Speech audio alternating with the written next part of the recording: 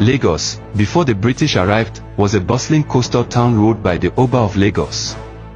Traders from all over West Africa came to the lagoon to buy salt, fish, ivory, and even slaves. The people were proud. The Oba had deep ties with the Benin Empire. But something was changing. Across the Atlantic, Britain had ended the slave trade and had eyes on Lagos for new reasons. In 1851, British warships appeared on the waters of Lagos. They claimed they were fighting slavery, but their cannons told a different story. Britain wanted control. They wanted Lagos as a trade base. The Oba at the time, Kosoko, refused. That refusal brought war. In December 1851, the British attacked. It was called the reduction of Lagos. The battle was fierce.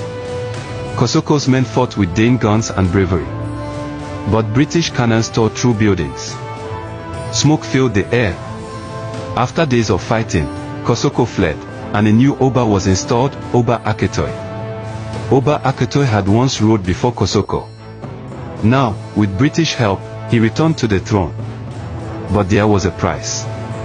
In 1852, he signed a treaty to abolish slavery. This was just the beginning. Britain wanted more than trade, they wanted full control. British missionaries and traders began to flood Lagos. They brought schools, churches, and goods from England. But they also brought laws, taxes, and disrespect for local customs. Slowly, Lagos was losing its independence, one handshake at a time. When Akitoy died, his son Dosomu became Oba. But by then, the British had outgrown treaties.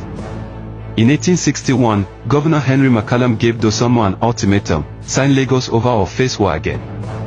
Dosomu had little choice. The kingdom's army was no match for British guns. On August 6, 1861, Oba Dosomu signed the Treaty of Cession. Lagos officially became a British colony. For the British, it was a victory. For the people of Lagos, it was the beginning of foreign rule. A kingdom that once stood proud had now become part of an empire. The people were divided. Some welcomed British schools and roads. Others mourned the loss of their freedom. Market women, local chiefs, and spiritual leaders all debated, was this progress or submission? Soon, Lagos changed.